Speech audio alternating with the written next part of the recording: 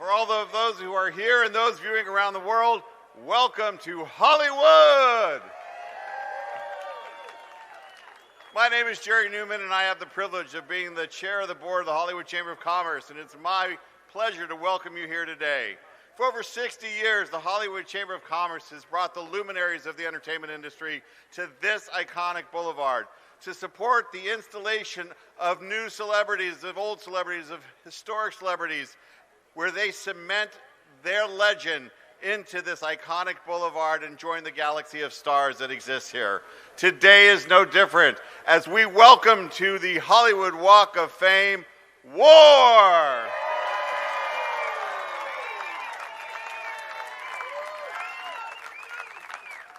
Yeah, I don't know about you, but to me, WAR is so legendary.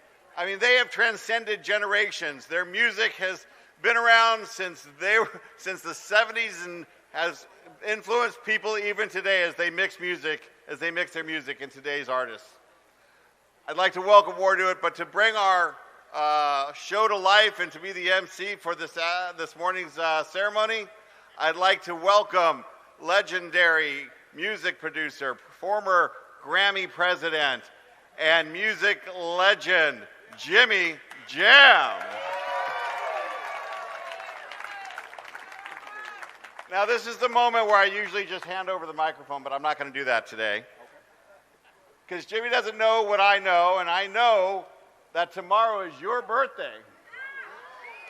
So, in the count of three, we're going to say, not sing, happy birthday to Jimmy Jam from Hollywood. Ready? 1, 2, 3.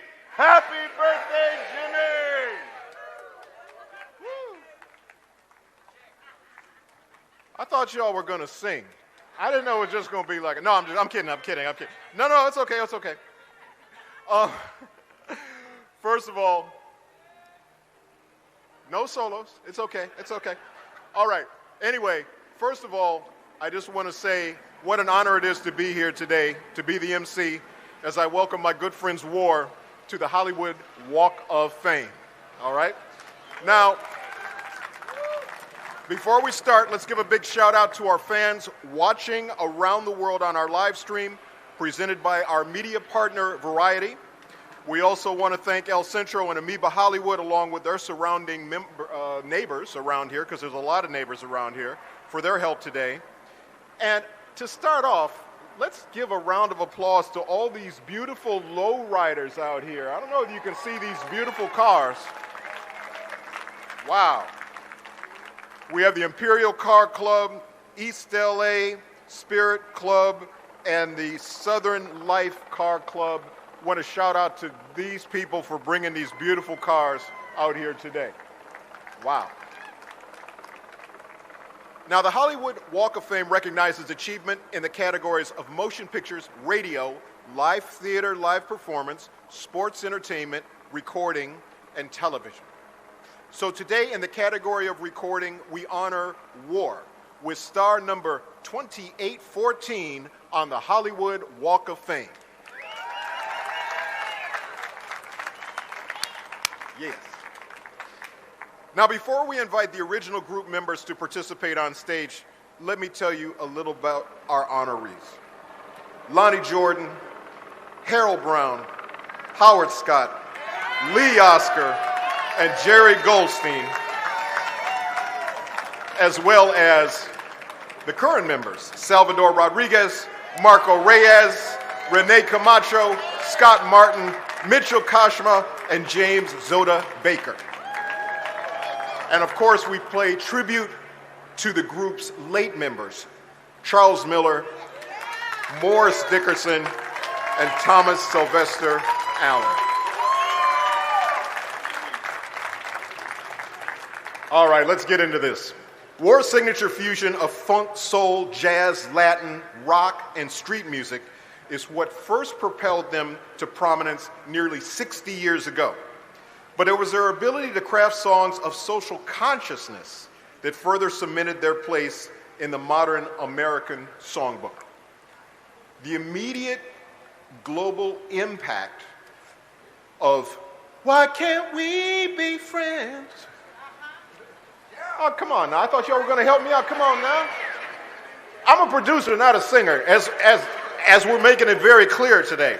Anyway, listen, that was so profound that NASA transmitted the song into space 50 years ago on the historic Apollo-Soyuz mission between Russia and the United States. That's historic, okay?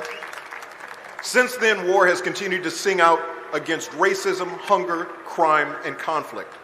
Their music has been covered by everyone from Willie Nelson, George Clinton, Fish, ZZ Top, the Isley Brothers, and even the Muppets, okay? That's when you know you got some range and you're doing some stuff, you know what I'm saying? Their music has crossed all musical genres and has been sampled by popular artists such as Tupac, the Beastie Boys, Method Man, Sublime, Redman, Cypress Hill, Shaggy, ASAP Mob, De La Soul, Flo Rida, Liam Payne, and shoot, even my partner and me sampled War's iconic Cisco Kid on Janet's Velvet Rope album. With more than 50 million albums sold, let me say that one more time, with over 50 million albums sold, 20 gold, platinum, and multi-platinum records, 3 Rock and Roll Hall of Fame nominations, a Grammy Hall of Fame entry, 4 number 1 LPs, 9 top 10s, and 20 top 40 songs. War didn't just define the sounds of the 70s, they became a lasting voice for creative collaboration and social change, with a mission of love and harmony that resonates now more than ever. From the prophetic message of "Why can't we be friends?" to the timeless groove of "Low Rider." Okay? By the way, there's a "Why can't we be friends?" I just want to say this. There's a 50th anniversary collector's edition that captures War at their most innovative and socially impactful. More than just a musical milestone, this collection reaffirms the album's relevance, both as a reflection of the polarizing era that inspired it, but also as a beacon of hope for our present and future. Now, some of War's other hits include "Spill the Wine," "The World is a Ghetto," "All Day Music." That used to be my song back in Minneapolis. I used to think about LA. That was my LA time travel. "Galaxy," "It's out of sight, it's out of sight, it's out of sight." Oh yeah, that's my record. And of course, "Summer," which of course in LA, we love that record in LA, "Summer." And by the way, I got to mention my song that I walk, every day I walk, and my song that I always put on to walk to is "Gypsy Man." That's my song. I got to love some Gypsy Man. Now, as War enters their 6th decade, their influence remains undeniable. Recent honors include their debut in the 2024 Macy's Thanksgiving Day Parade, which further cements War's status as musical and cultural giants. War is going to hit the road for dozens of tour dates across the U.S. and abroad. I just saw them at the Greek Theater a little earlier in the year. They're absolutely amazing to see live. And they are going to be doing a headline performance right here at the LA County Fair, which I'm going to go get my tickets for right now because I'm going to make sure I make that. Now, despite their busy schedule, War's charities include PETA, the Venice Family Clinic, Toys for Tots, and St. Jude. Now, before we hear from the group's main speakers, we have 2 friends of the band who would love to say a few words. Our first speaker is a co-writer, producer, co-manager, and one of the creative forces behind War. Please welcome Jerry Goldstein.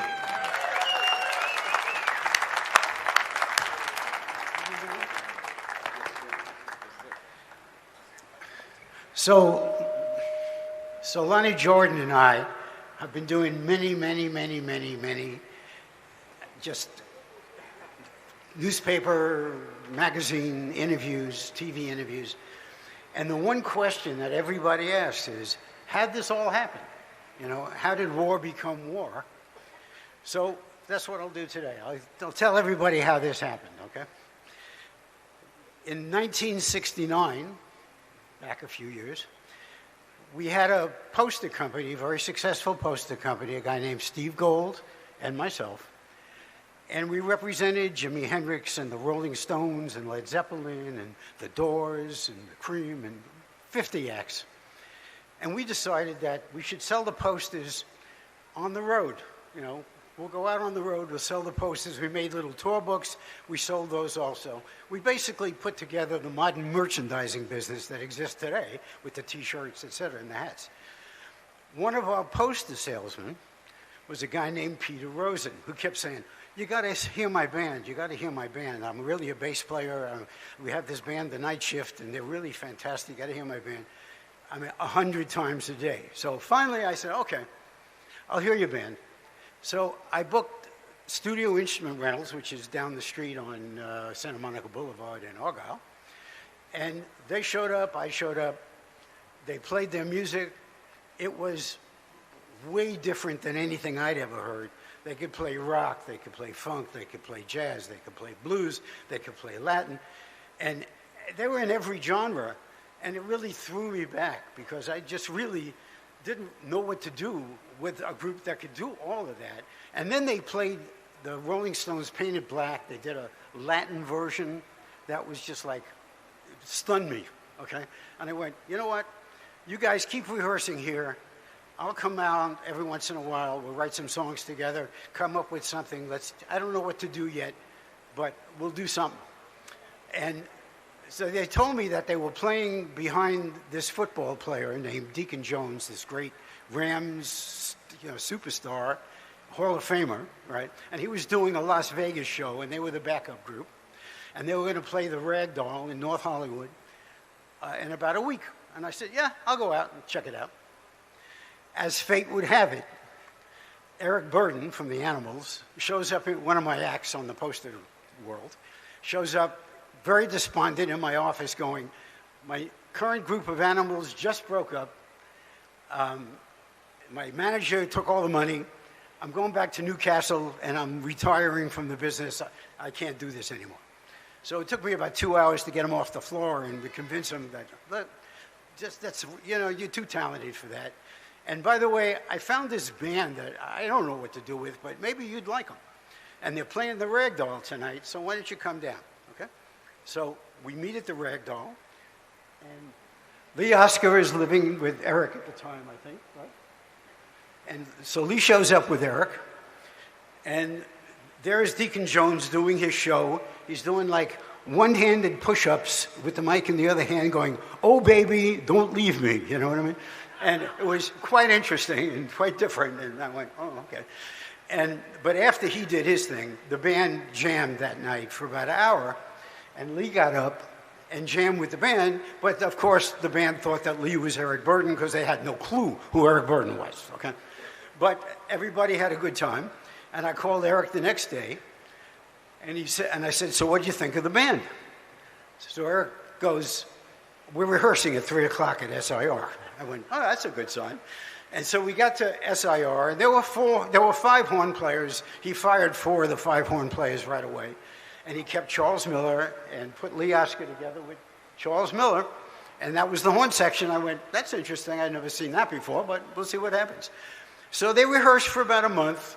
We did a couple of local dress rehearsal gigs in clubs. And the first real gig that we played was the Devonshire Downs Pop Festival, 3-day festival, 100,000 people, starring Jimi Hendrix, The Doors, Frank Zappa, and we played and followed Creedence Clearwater Revival, which was huge at the time. And this is their first gig in front of 100,000 people, and didn't play one Animal song, a new repertoire of rock, jazz, and blues, and tore it up. Everybody loved it. We couldn't believe it. Everybody was happy. So we figured this is going to happen. So Eric and I and my then partner, Steve Gold, met in the office a few days later when we formed this company called Far Out, which is pretty far out and still here. And we figured we got to give this group a name because the Night Shift just doesn't work for us.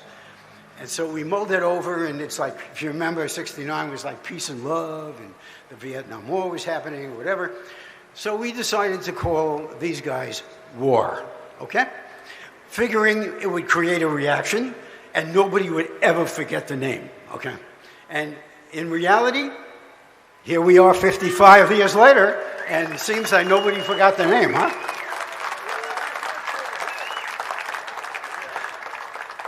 So, I would like to thank the original members, the current members, which Lonnie will introduce you to,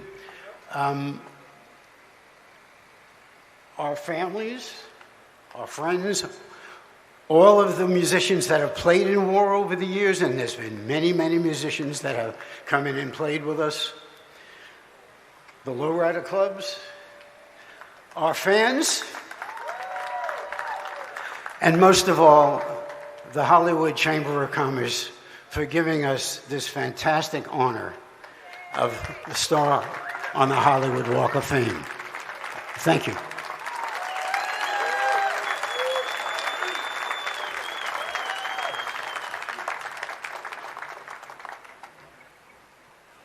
Thank you, Jerry.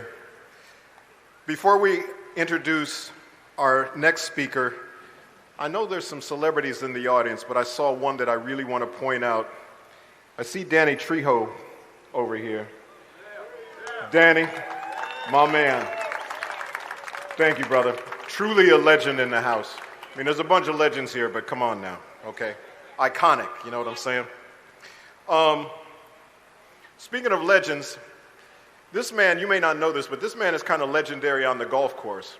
He does a big charity event every year, and I used to play in it, but I've given up golf because I decided that I'm too old to do things I'm not good at. So I'm done.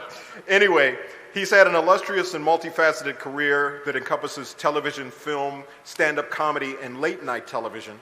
And he has broken ground for Latino comics by embracing his ethnicity, confronting racial stereotypes, and fighting for his community both on and off the stage.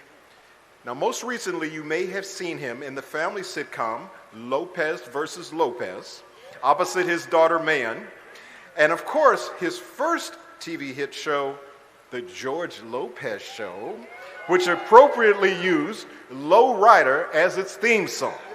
Please help me welcome to the stage fellow Walk of Famer, George Lopez.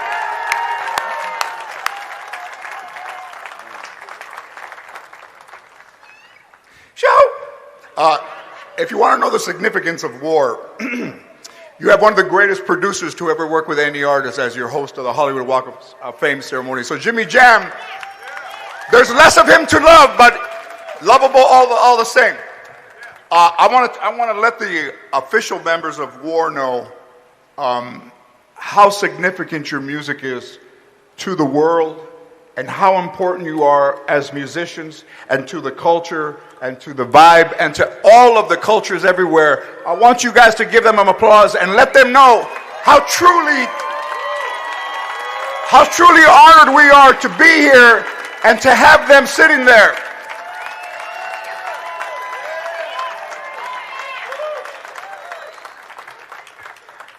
The Chamber of Commerce wanted me to let you guys know that all the cars here, they'll be checking registrations at 12:30. So,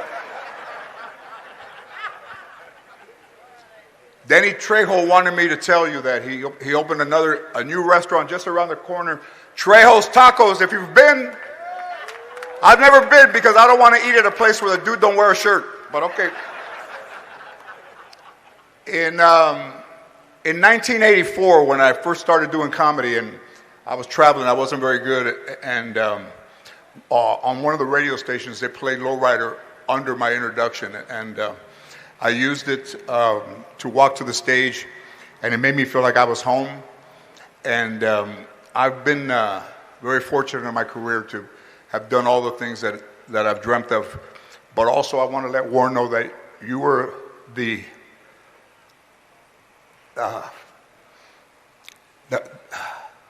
family that I didn't have, and the music that I could always rely on. And it means so much to me. It means so much. I knew I was going to cry the medicine. No. But I'm honored to be here today. They do deserve a star on the Walk of Fame, and they also deserve to be in the Rock and Roll Hall of Fame. First this, I got them into Costco last year. I got them all Costco cards last year. I'm working on global entry, but I think that they should be most definitely in the Rock and Roll Hall of Fame. I also want to let my community know, and all the Chicanos and all the Latinos here, that we're going to get through this period, and we've gotten through all the periods, and we're valuable to this country. We deserve to be here as much as anyone else. So que me mame la verga, cabrón. Thank you, Jerry. Thank you guys in the band. Thank you, Lonnie, Teresa, everybody. Thank you so much for filling my heart with love today.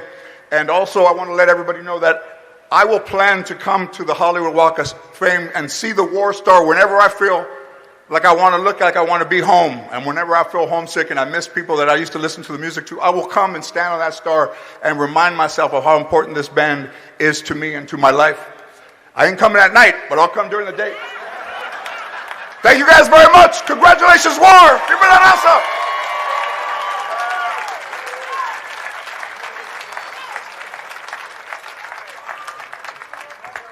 Wow, George Lopez, everybody.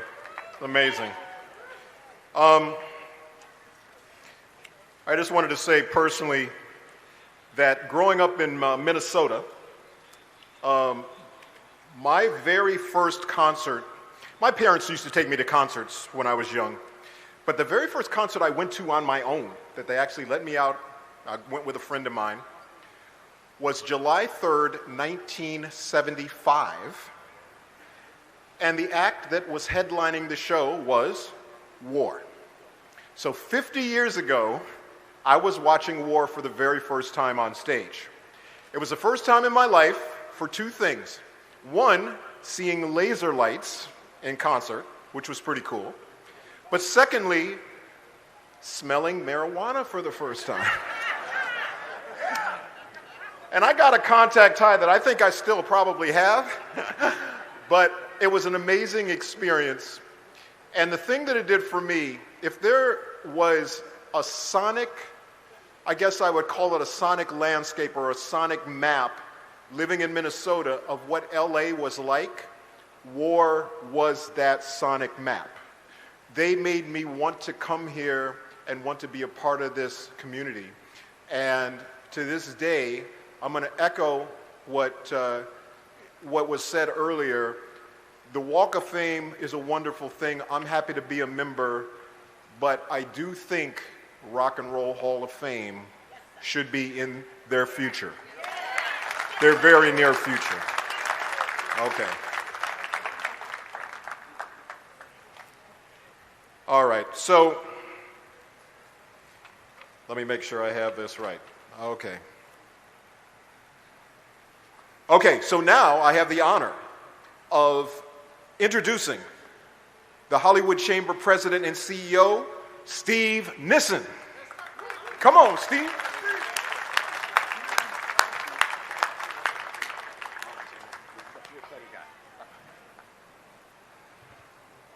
Well, I think I know the answer to this question, but how is everyone doing?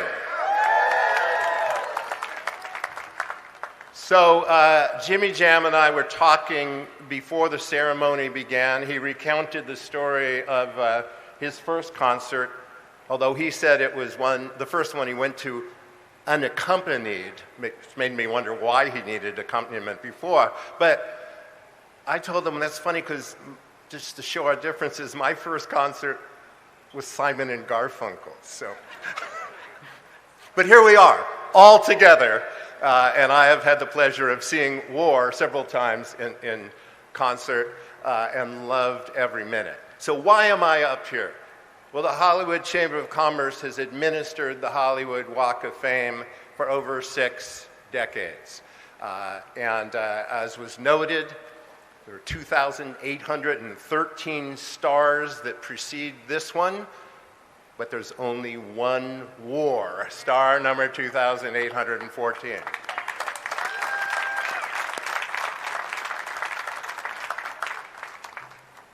Now, in a second, we're going to bring to the stage the council member who represents this district. Even though this is a a magical street, a street that honors creativity, innovation, artistic genius.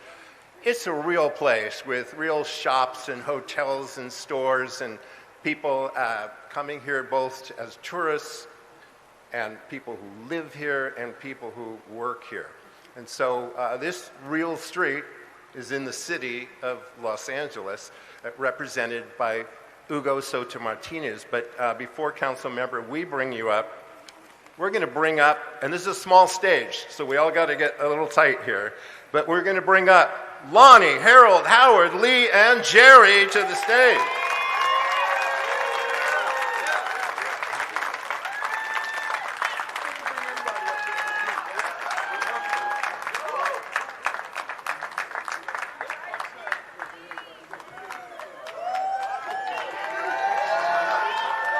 Welcome, and we're going to do, there'll be a few photos happening. Okay. Hi, baby. All right, Howard. I have to hold on to something, so I'm holding on to that. You can hold on to me. I'll be good. Can we fall over together? All right. Before we hear from war, the city of Los Angeles has a very special presentation, and for that, I'd like to invite to the stage our council member and my friend, Hugo Soto Martinez.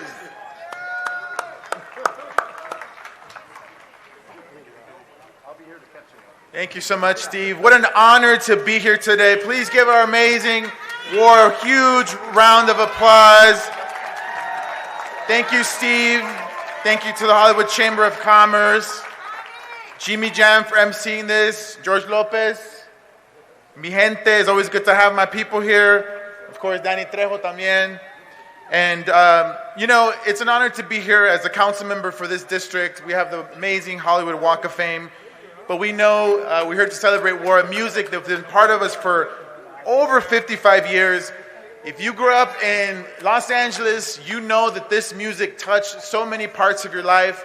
Whether you're walking down the street, you heard the sounds, or you heard so many artists sampling their music, making it even modern and being part of our lives. My personal favorite song is Slipping Into Darkness.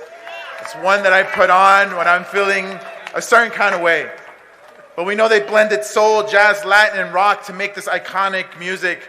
And as a city of Los Angeles, we recognize them as legends here in Southern California.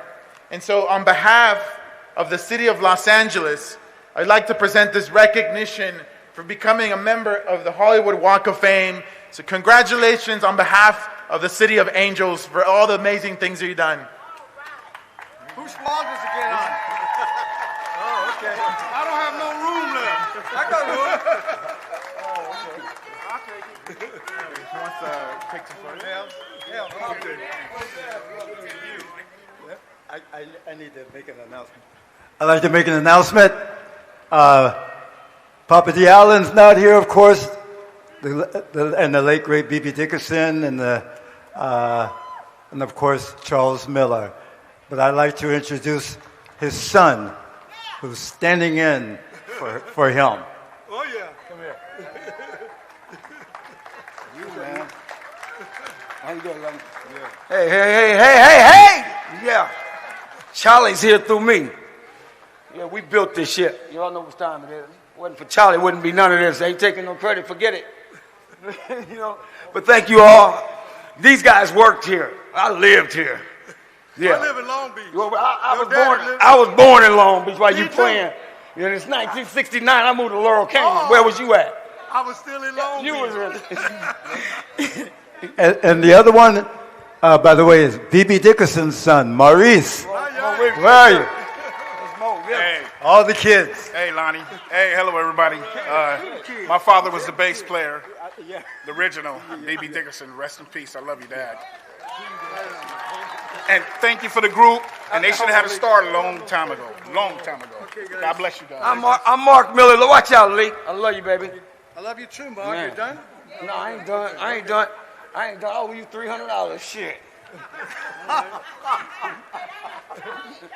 He owes me. Yeah. Hey, you forgot about that, huh? Yeah. Yeah, listen here, y'all. I'm glad we're here. Long time coming. Yeah, and my dad's Charles Miller, who built this shit. Without him, it don't work. Period. Period. I ain't saying I don't want credit. Forget it. But I'm just letting y'all know, because you will never know the story if you listen to what's out there. You'll never know, but you will. Yeah, you will. I got it. Yeah, and these are my wannabe cohorts. I'm gonna let it over to them. And I'd like to thank our Hollywood Walk of Fans. Thank you. Hey guys, everybody, just want to say thank you for everybody. And this is what we got to say.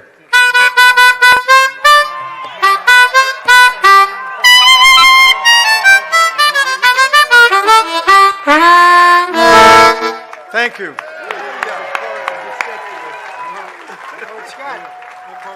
Howard Scott here.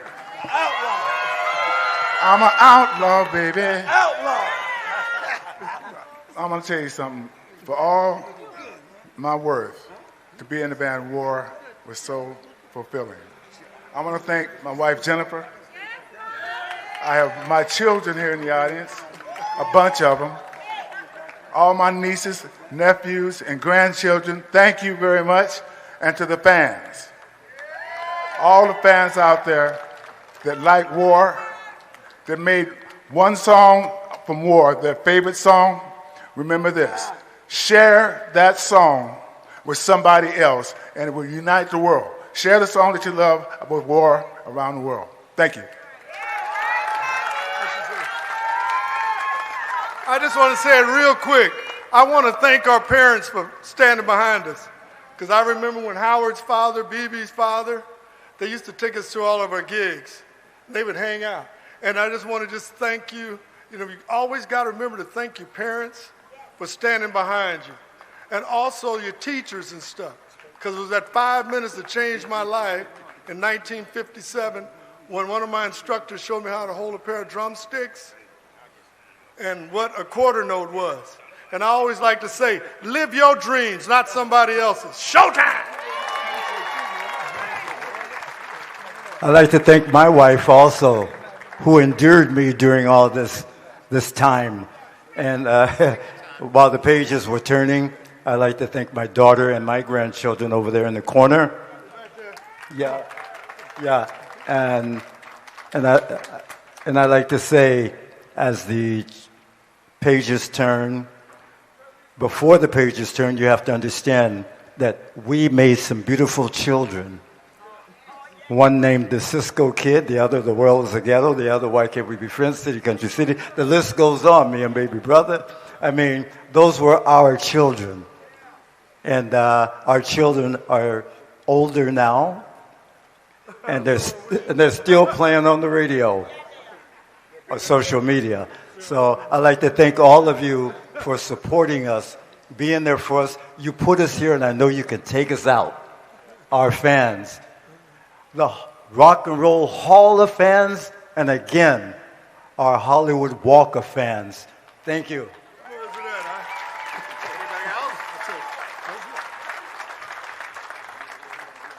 Wow, I don't think we have ever had this many people on. Yeah, don't fall off. No, don't fall. We already had our first harmonica on stage. We don't want anybody to fall off. Don't let no one So, Sorry. no. All right, for those of you who are fans of the Hollywood Walk of Fame, you know this is the point in every ceremony where I make a declaration of honoring those who are getting a star. But I feel in this one I need to be careful. Uh-oh. So Why? I'm going to tell you why. Okay. What I'm about to say comes from the most peaceful of intentions. On behalf of the Hollywood Chamber, I now declare today War Day in Hollywood!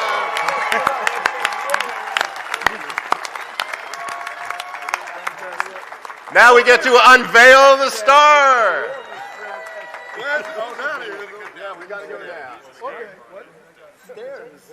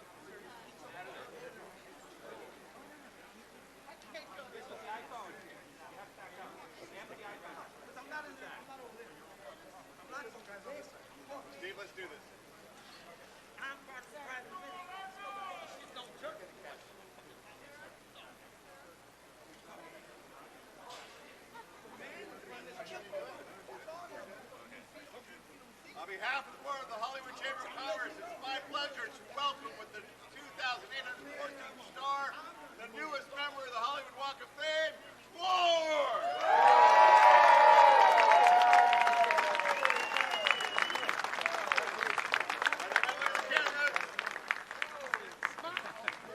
Someone step on it. First person to step on it. There you go.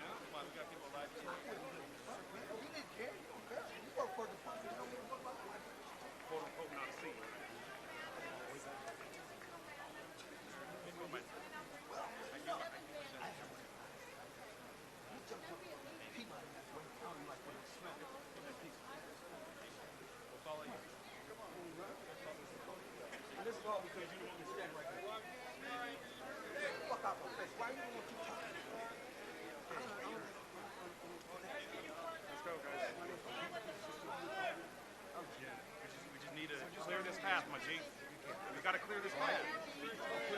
No, I'm asking you to move. You said you're going this way. All right, we'll keep it pushing then. Keep it pushing, my G. All right, get it back one.